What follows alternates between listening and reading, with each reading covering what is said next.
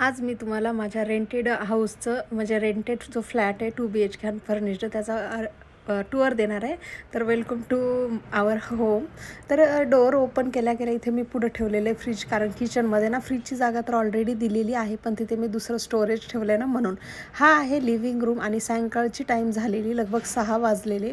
देवाला दिवा वगैरे लावून घेतल्यानंतरच व्हिडिओला सुरुवात केली. आणि ही आहे लिव्हिंग रूमची गॅलरी, जो की व्ह्यू म्हणजे इथून खूप छान आहे. आमचं थोडंसं वर असल्यामुळे 11th फ्लोअरवर फ्लॅट असल्यामुळे पोडियम एवढं दिसत नाही, पण खाली वाकून बघितलं ना म्हणजे एकदम क्लिअर दिसतं. आणि हे आहेत माझे हेल्दी असे हिरवेगार प्लांट. आणि लिव्हिंग रूममधून असा काहीसा म्हणजे व्ह्यू आहे. आणि हे कर्टन्सच्या साईडला 2 रूम आहेत. किचन ओपन किचनच असल्यामुळे मी 2 कर्टन्स लावून घेतलेले आहेत. ही आहे किचनची ही गॅलरी, म्हणजेच ड्राय गॅलरी. कपडे आणि भांडे वगैरे इथंच केले जातात. म्हणजे बऱ्यापैकी साईजमध्ये आहे, म्हणजे वॉशिंग मशीन पण आणि कपडे मी भांडे वगैरे इथे स्टोअर करून ठेवते.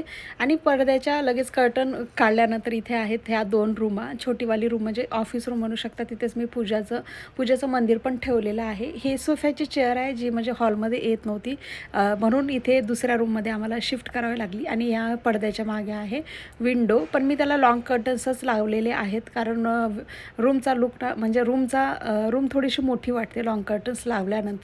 आणि जी रूम आहे ना ऑफिस रूम, त्याच्या पुढेच वॉशरूम आहे. आणि नंतर ही आहे मास्टर बेडरूम.